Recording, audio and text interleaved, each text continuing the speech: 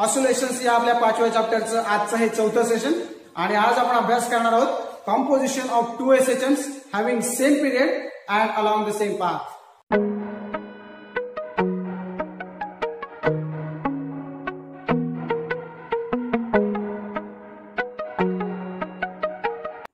So आज आपल्याला बघायचं कंपोजिशन ऑफ टू SHMs आणि कंडिशन काय आहे तर दोघांचाही पिरियड सेम असणार आहे आणि त्यांचा पाथ सुद्धा सारखाच असणार आहे.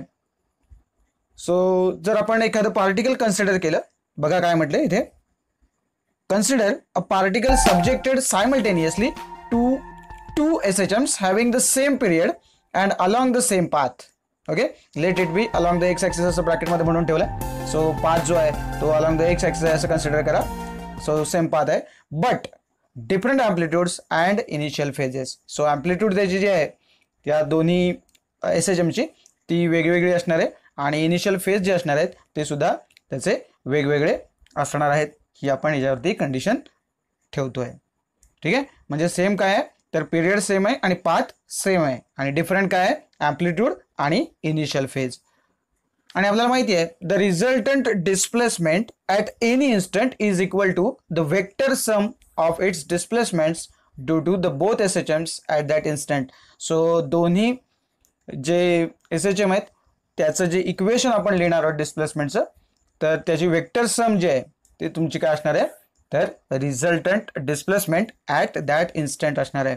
सो जर ती दोन इक्वेशन आपण जर बघायची म्हटली, त्या दोन SHMची जी दोन इक्वेशन आहेत म्हणजे त्याच्या डिस्प्लेसमेंटची जी इक्वेशन्स आहेत ती आपण कशी लिहू शकतो बघा.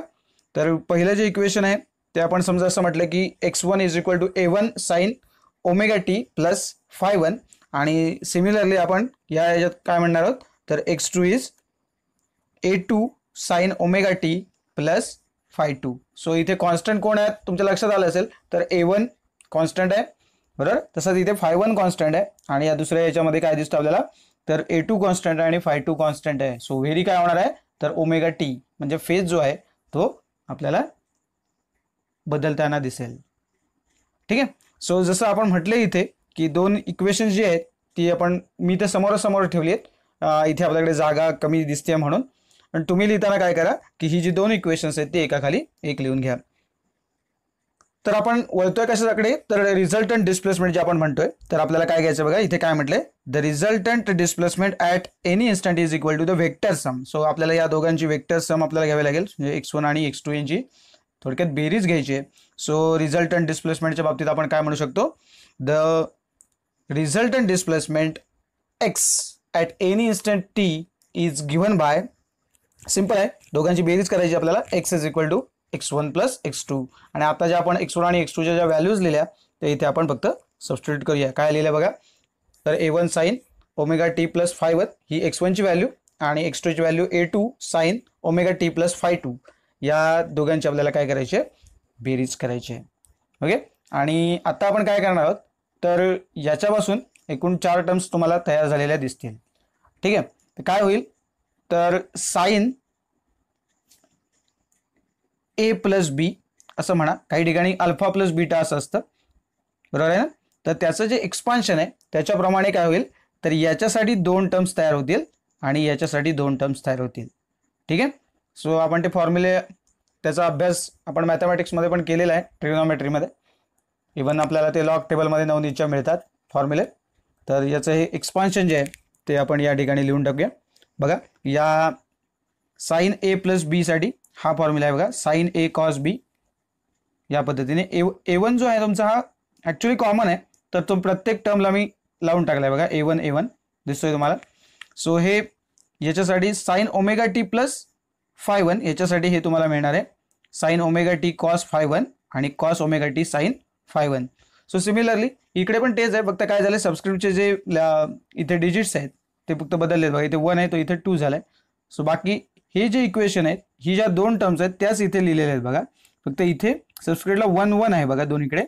तर इथे या टर्ममध्ये काय तुम्हाला दिसतंय तर इथे 2 झालेलं दिसतंय. ओके, फॉर्म्युला कुठले तुम्ही अप्लाय करणार आहेत साइन a प्लस बी. ठीक आहे, सो या पद्धतीने जर आपण हे एक्सपांड केले तर आपल्यालाही मिळतात. जसं मगाशी मी म्हटलं तर इथे तुम्हाला काय म्हणता येईल बघा कोण कोण कॉन्स्टंट आहेत बघा.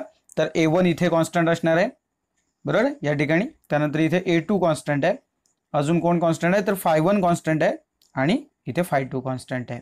ओके, सो या गोष्टी तुमच्या कॉन्स्टंट असतील आणि ओमेगा टी ही जी टर्म आहे आपली ती बदलणारी आहे. So it is variable. आणि मग आपण करायचं आहे काय आपल्याला, तर हे जे आपल्याला या 4 टर्म्स दिसतात बघा, तर याच्यामध्ये आपण थोडक्यात त्या ज्या 4 टर्म आहेत त्या जरा वेगळ्या पद्धतीने मी एकत्र आणतो बघा. आणि कसं लिहूया बघा, x is equal to A1 sine omega t cos phi1, म्हणजे तुम्हाला टर्म दिसते कुठची ती, तर ही पहिली टर्म आहे आपली आणि त्यानंतर पुन्हा इकडची ही दुसरी टर्म जी आहे. म्हणजे याचा अर्थ मी काय केला आहे तर इथे कॉस phi1 आणि इथे कॉस phi2, म्हणजे कॉसच्या 4 टर्म आहेत त्यांना मी काय केलं आहे एका ब्रॅकेटमध्ये घेतले, एकत्र घेतले. म्हणजे ही पहिली टर्म आणि इथली तिसरी टर्म ही एका ब्रॅकेटमध्ये आणली आहे आणि त्यानंतर ही जी तुम्हाला टर्म दिसते दुसरी A1 cos omega t sine phi1 ती इथे आली आहे. ओके, आणि ही जी चौथी टर्म आहे A2 cos omega t sine phi2. Okay, so या दोन टर्म्स ज्या आहेत त्या मी एकत्र केल्यात. फक्त तुम्हाला एक इथे समोर दिसते, लक्षात येते पटकन म्हणून सांगतो बघा. इथे पण phi1 बघा, इथे आपण कसं वापरले सिम्बॉल बघा, फाय कसा काढलाय. ओके, सो याच पद्धतीने हा पण phi1 ठेवा. ओके, नाहीतर तुम्ही हे वेगळा सिम्बॉल असं कन्सिडर कराल. सो या ठिकाणी आपण बघा दोन्ही ठिकाणी phi1 आणि phi2 जे वापरले ते सिम्बॉल एकच आहे बघा.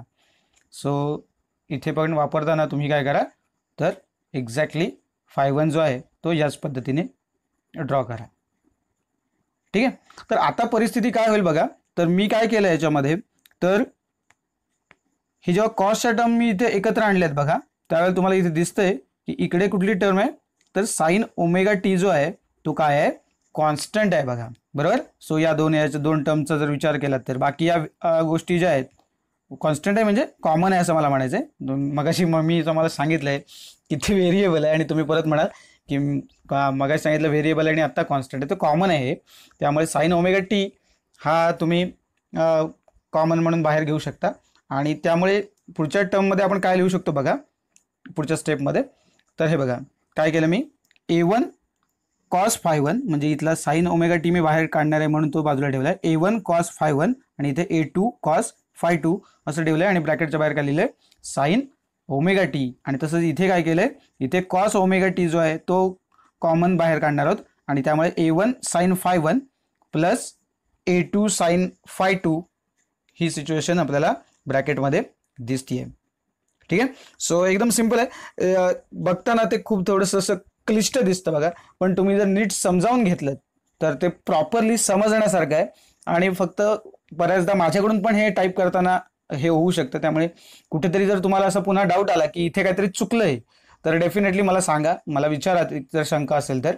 कारण काय होतं आहे की ज्या वेळेला आपण हे सगळं लिहितोय त्यावेळेला कधी कधी 1च्या ऐवजी 2 लिहून टाकतो आणि 2च्या ऐवजी 1 लिहून टाकतो, लिहिण्याच्या गडबडीमध्ये असं होऊ शकतं. त्यामुळे असं जर काही एरर असेल तर नक्की मला सांगा.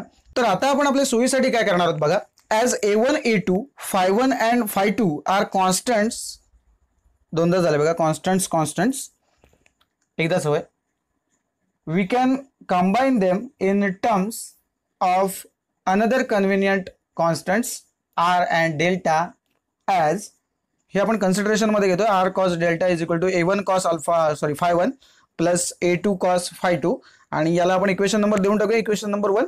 आणि तसंच आर साइन डेल्टा हा कसा लिहिणार आहे, वरती जसं लिहिलंय तसंच लिहिलंय बघा, जिथे कॉसची टर्म आहे तिथे आता फक्त साइनची टर्म झाली. ओके, सो या पद्धतीने आपण हे जे दुसरं इक्वेशन ऑब्टेन केलंय त्याला पण आपण पुढचा नंबर देऊन टाकूया, इक्वेशन नंबर 2. आणि मग हे जे मगाशी आपण जे तिथे काय लिहिलं होतं त्याच्यानुसार जर आपण ॲझ्युम करतोय तर मग आपण काय लिहितोय बघा कंबाईनली, तर x is equal to R आणि मग ब्रॅकेटमध्ये आपण लिहिले sine omega t cos delta plus cos omega t sine delta. म्हणजे हे तुम्हाला पुन्हा एकदा हा फॉर्म्युला तुमच्या लक्षात येईल की हे काय आहे की साइन ए कॉस बी, बरोबर. आणि मग तुमच्या पटकन लक्षात येणारा हा फॉर्म्युला आहे, कसला आहे तर साइन ए प्लस बीचा फॉर्म्युला आहे हा. ओके, आणि त्यामुळे आपण हे या पद्धतीने लिहू शकतो बघा, तर x is equal to R sine A plus B, म्हणजे इथे ओमेगा टी प्लस डेल्टा आहे. Okay, so X is equal to R sine omega T plus delta.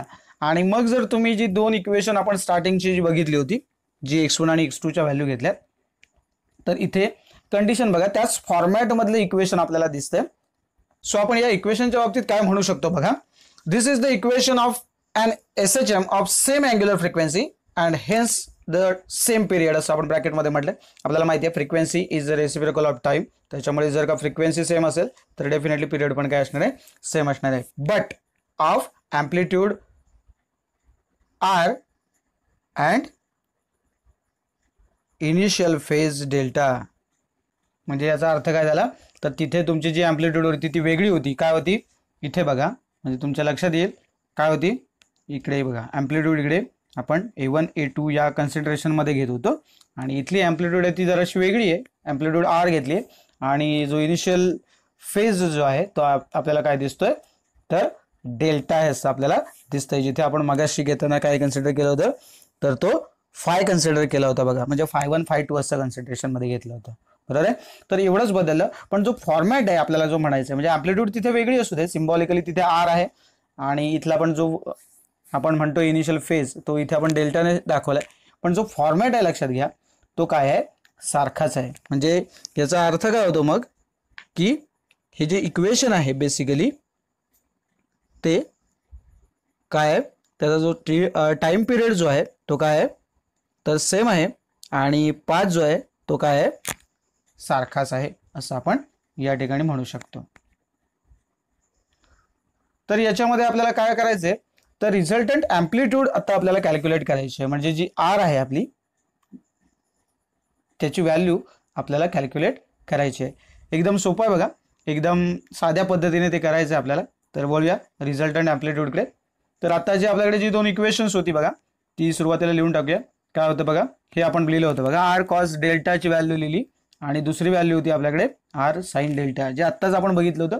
मी पुन्हा फक्त हे तुमच्या समोर ठेवतोय, इक्वेशन नंबर 1 आणि 2 हे मागच्या आर्टिकलमध्येच आपण बघतोय, तेच कंटिन्युएशनमध्ये मी घेतोय. आता ही जी दोन इक्वेशन्स आहेत यांचं स्क्वेअर करायचं आणि ती ॲड करायची. So squaring and adding equation number 1 and 2. So आत्ता तुम्हाला काय करावं लागणार बघा, तर तुमची जी दोन इक्वेशन्स आहेत त्यांचं स्क्वेअर पण करायचं आहे आणि ॲड पण करायचे आहेत. म्हणजे काय करावं लागेल, तर तुमची जी लेफ्ट हँड साईड आहे, म्हणजे जिथं तुम्हाला आता दिसतोय बघा काय, तर आर कॉस डेल्टा याचा स्क्वेअर घ्यायचा आणि याचा स्क्वेअर घ्यायचा, यांची बेरीज, आणि मग याचा स्क्वेअर आणि याचा स्क्वेअर याची बेरीज, असं आपल्याला बरंच काही करायचं आहे. ओके, त्याच्यामुळे टर्म्स ज्या आहेत त्या थोड्याशा तुम्हाला किचकट दिसतील, पण डोकं शांत ठेवून जर बघितलात तर तुमच्या लक्षात येईल. बघा, R square sine square delta plus R square cos square delta, हे कुठून आलं बघा, तर पहिल्यांदा आपण हे बघूया की लेफ्ट हँड साईड जे आहे दोन्ही टर्मचे स्क्वेअर करून ॲड करणार आहोत. बरोबर. So R cos delta okay आणि आर साइन डेल्टा, इथे आपण पहिल्यांदा साइन घेतलाय, तर आर साइन डेल्टाचा स्क्वेअर काय होईल, R square sine square delta, आणि आपल्याला बेरीज पण करायची आहे and adding, so plus R square cos square delta.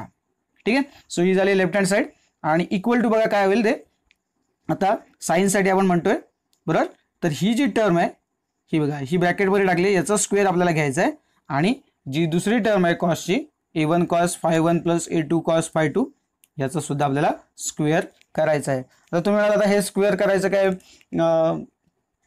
किती टर्म्स होणार, तर सिंपल आहे बघा, A1 साइन अल्फा phi1 जो तुम्हाला इथे दिसतोय ना, हा म्हणजे तुमचा A आहे असं समजा आणि हा आहे तो आपला B आहे असं समजा. म्हणजे आपण कुठला फॉर्म्युला वापरणार, तर A plus B bracket square. बरोबर आहे. तसंच इथे पण हा A असेल आणि हा जर B असेल तर A plus B bracket square. आणि आपल्याला माहिती आहे A plus B bracket square काय आहे तो फॉर्म्युला, तर A square plus B square plus 2AB. बरोबर आहे.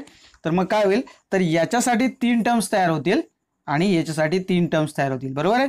तर सुरुवातीला आपण काय करूया, तर पहिल्या टर्मसाठी ज्या 3 टर्म्स येणार आहेत त्या लिहूया. ठीक आहे. सुरुवातीला हे इकडच्या साईडचं पण आपल्याला बघायचंय. आर स्क्वेअर ब्रॅकेटमध्ये मी लिहिलंय sine square delta plus cos square delta. बरोबर आहे, कारण आर स्क्वेअर हा कॉमन आहे आणि sine square delta plus cos square delta हे आलंय. तुम्ही पुस्तकात जर बघितलं ना तर ते थेट केलेलं आहे, लक्षात घ्या. नाहीतर तुम्ही काय कराल, पुस्तकात बघायला जाल तर हे वेगळं आहे, हे लक्षात घ्या. तुम्हाला फक्त हा कन्सेप्ट कळावा म्हणून हे मी डिटेलमध्ये घेतलंय, पुस्तकामध्ये शॉर्टकटमध्ये दिलंय. आता समजा तुम्हाला जर असं वाटलं की तुम्ही पाठ करणार आहात, डेरिव्हेशन हा काही पाठ करण्याचा विषय नाही, पण समजा तुम्हाला असं वाटलं तर मग तुम्ही ते शॉर्टकट जो आहे तो तुम्हाला कशा पद्धतीने लक्षात ठेवायचा ते तुम्ही बघा. हे मी तुम्हाला रितसर राजमार्गाने घेऊन जातोय, त्याच्यामुळे थोडासा वेळ लागेल, पण हे तुम्हाला कन्सेप्च्युअली लगेच कळेल बघा. म्हणून आता मी म्हणतोय ते तुम्हाला की आता बघा, हे a+b ब्रॅकेट स्क्वेअर आणि मग ह्याची टर्म काय बघा, याचा स्क्वेअर करावा लागेल. So a1 square sine square φ1, नंतर बीचा square, so a2 square sine square φ2, okay, plus 2ab 2a1 sine φ1 into a2 sine φ2. इथे फक्त मी काय केलंय, a1 a2 हे लागोपाठ घेतलेत बघा, आणि त्यानंतर इथे साइन φ1 आणि साइन φ2 हे एकत्र ठेवलेत. आणि मग आता आपल्याला काय करायचं आहे, तर ही जी दुसरी क्वांटिटी आहे ब्रॅकेटेड तिचा स्क्वेअर करायचा आहे. ओके, सो तोही करून टाकूया. सेम आहे बघा, a1 स्क्वेअर कॉस स्क्वेअर φ1 हे तुम्हाला येईल आता, प्लस इथे a2 स्क्वेअर कॉस स्क्वेअर φ2 आणि प्लस 2a1 a2 इथे कॉस आहे, त्यामुळे कॉस φ1 कॉस φ2 या पद्धतीने आपल्याला हे इक्वेशन लिहिता येईल. सो आताचं जे इक्वेशन होतं ते पुन्हा एकदा कंटिन्युटीसाठी फक्त मी हे पुन्हा समोर तुमच्यासाठी ठेवलंय बघा. इथे काय होईल, इथे ब्रॅकेटेड क्वांटिटी बघा, पहिली काय आहे, sine square delta plus cos square delta आपल्याकडे आहे. हे इक्वेशन काय आहे, sine square theta plus cos square theta is equal to 1 हे आपल्याला माहिती आहे. त्यामुळे जी ब्रॅकेटेड क्वांटिटी आहे ती 1 होईल. म्हणजे याचा अर्थ मग r स्क्वेअर इंटू 1 म्हणजे काय होईल, तर r स्क्वेअर शिल्लक राहील. त्यामुळे इथे लेफ्ट हँड साईडला आपल्याला प्रत्यक्षामध्ये फक्त r स्क्वेअर शिल्लक राहील. ओके, आणि त्यानंतर मी काय करणार आहे बघा, तर इथे a1 स्क्वेअर वाल्या ज्या टर्म आहेत त्या काय करणार, मी एकत्र करणार बघा. म्हणजे कुठच्या, तर ही पहिली आणि याच्या खालची बघा टर्म दिसते बरोबर इथे, तर a1 स्क्वेअर कॉमन निघेल आणि मग ब्रॅकेटमध्ये काय राहील, sine square φ1 plus cos square φ1. So या पद्धतीने आपण हे लिहू शकतो. तर हे लिहून टाकूया बघा, एकदम सिंपल आहे बघा. पहिल्यांदा मी इकडचा r स्क्वेअर जो तुम्हाला सांगितलं होतं त्या पद्धतीने हे लिहिलं. या दोन टर्मसाठी मी हे लिहितोय, a1 स्क्वेअर कॉमन आहे आणि sine square φ1 plus cos square φ1 हे असं लिहिलंय. ठीक आहे, पुढच्या दोन टर्मसाठी इकडच्या याच्यात काय येईल, कॉमन कोण आहे, a2 स्क्वेअर हा कॉमन आहे आणि मग ब्रॅकेटेड क्वांटिटी काय असणार आहे, तर sine square φ2 plus cos square φ2. ठीक आहे, तर या दोन टर्म, ही दुसरी टर्म आली या दोन दुसऱ्या आणि चौथ्या टर्मच्या कॉम्बिनेशननी. तसं आता इकडे शेवटी बघा, इथे कॉमन कोण आहे, तर 2a1 a2 हे तुम्हाला इथे कॉमन दिसणार आहे आणि मग हे ब्रॅकेटमध्ये काय येईल, तर हे साइन आणि कॉस जे काय तुम्हाला दिसतंय ते येईल. म्हणजे ही आपली पुढची टर्म असणार आहे, प्लस 2a1 a2. मी वाचत बसत नाही, तुमच्या लक्षात येईल बघा काय लिहिलंय ते. जी टर्म इथे जे तुम्हाला ज्या दिसत आहेत दोन टर्म, यांची काय केली आपण ॲडिशन इथे केलेली आपल्याला दिसते.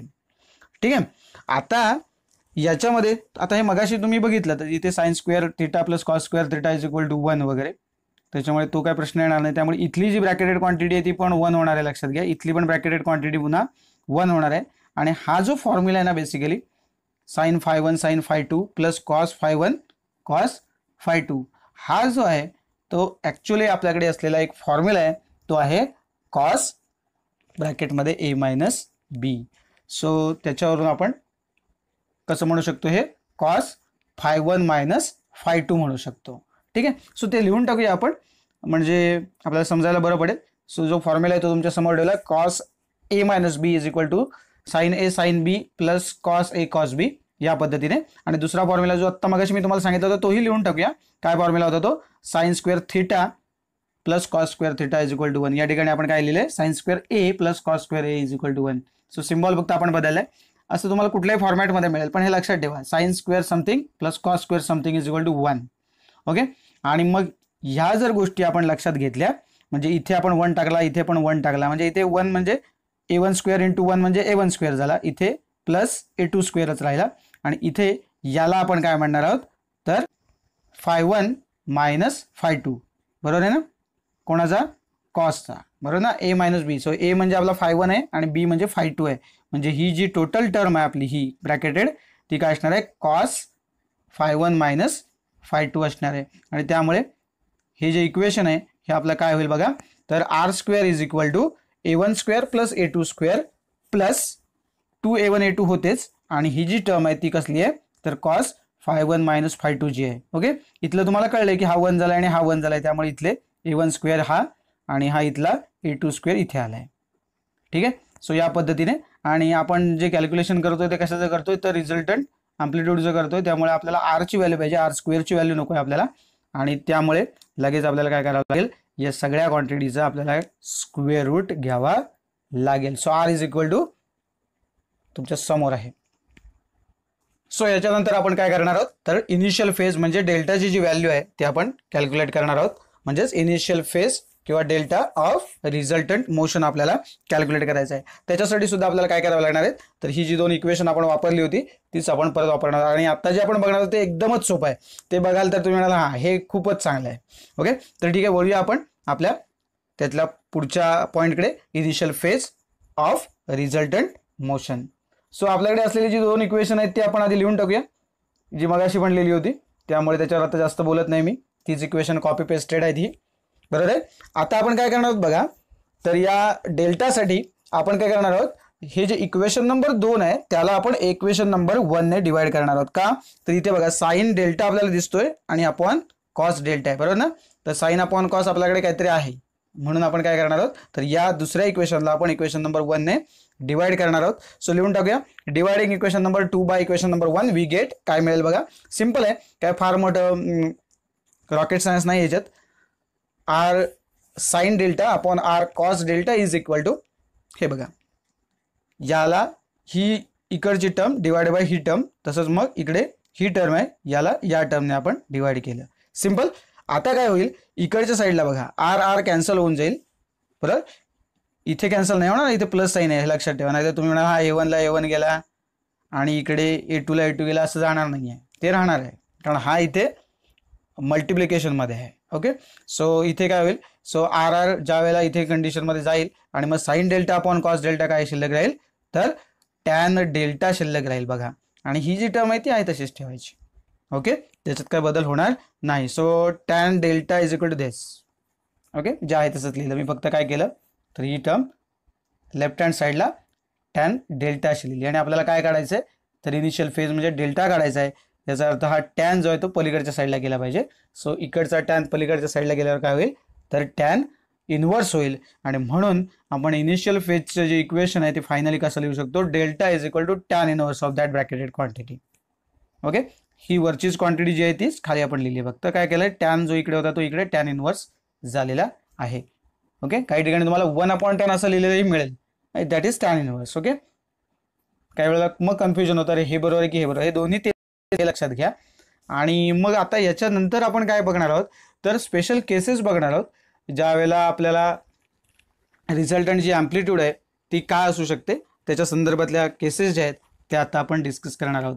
तर त्यातली जी पहिली केस आहे आपली ती असणार आहे की ज्या वेळेला जे एसएचएम्स आहेत ते फेजमध्ये असतील ते. ओके, सो कंडिशन बघा काय आहे.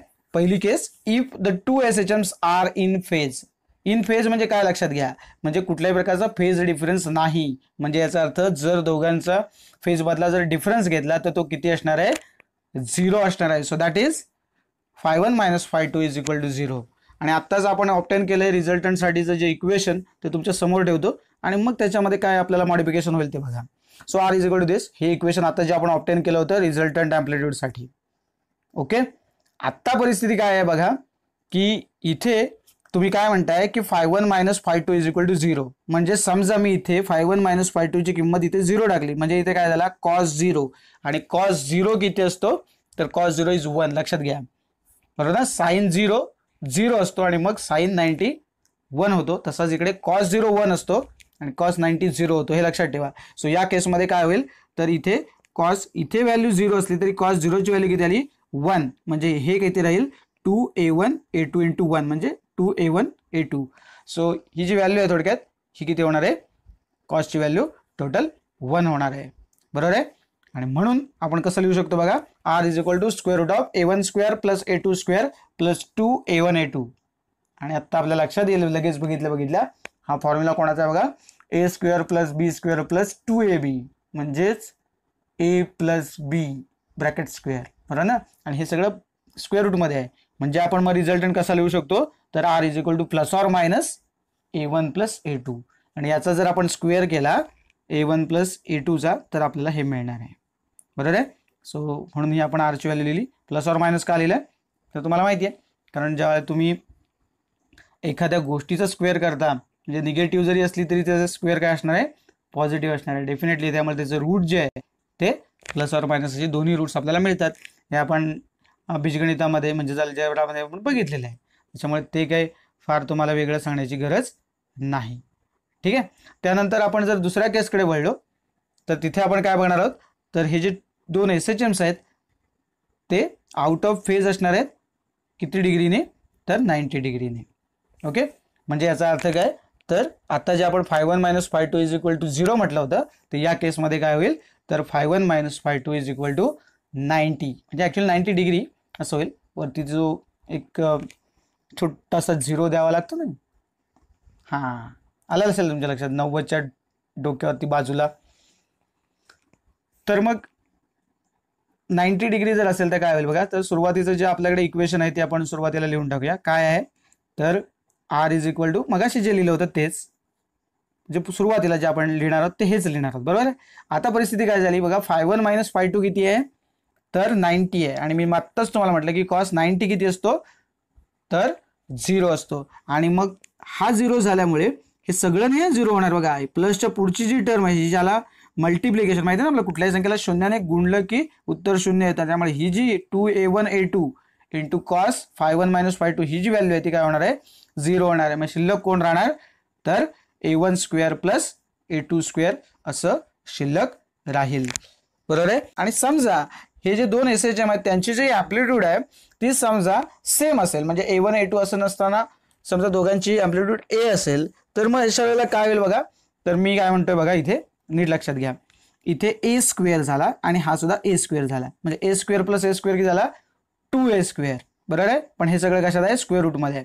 त्यामुळे जर इथे A स्क्वेअर आहे तो A स्क्वेअर आपण बाहेर घेऊ शकतो स्क्वेअर रूटच्या, तेव्हा तो नुसता A होईल, कारण का square root of A square is A. बरोबर ना. त्यामुळे तो A बाहेर येईल आणि स्क्वेअर रूटच्या आतमध्ये कोण राहील, फक्त 2 राहील. म्हणजेच आपण उत्तर काय लिहू शकतो, अशा वेळेला ती जी रिझल्टंट ॲम्प्लिट्यूड आहे ती किती असणार आहे, तर √2 इंटू A. ओके. तर तशीच आपण काय बघणार आहोत, त्याच्यानंतर आपली पुढची केस असणार आहे ज्याच्यामध्ये आपण ते म्हणणार आहोत की 2 SHMs are 180 degree out of phase. Okay. So त्या केसकडे बोलूया. तुमच्या लक्षात आलं असेल हे सगळं बघा. आपण फक्त काय करणार आहोत, थोडक्यात ती जी शेवटची टर्म आहे तिथे आपण ती व्हॅल्यू पुटअप करतोय. ओके. आणि याचा अर्थ काय झाला बघा, आता तुम्हाला कळलंय की φ1 - φ2चा जो डिफरन्स आहे तो किती आहे, तर 180 आहे. ओके. सो आपल्याकडे असलेलं जे इक्वेशन आहे ते सुरुवातीला लिहून टाकूया, वी हॅव, आणि जे आपलं रेग्युलर इक्वेशन आहे ते आपण लिहूया. ओके. आता परिस्थिती काय होईल, तर कॉस 180 हा किती असतो, तर -1 असतो, हे लक्षात घ्या. ओके. आणि 360ला सेम रिपीट होणार आहे कंडिशन, म्हणजे जे 0ला आहे ते 360ला आहे, 180ला मायनसमध्ये राहणार आहे. त्यामुळे इथलं जे चिन्ह तुम्हाला इथे दिसतंय इथे काय होईल, plus 2A1 A2 into bracket -1 होणार आहे ती. बरोबर आहे.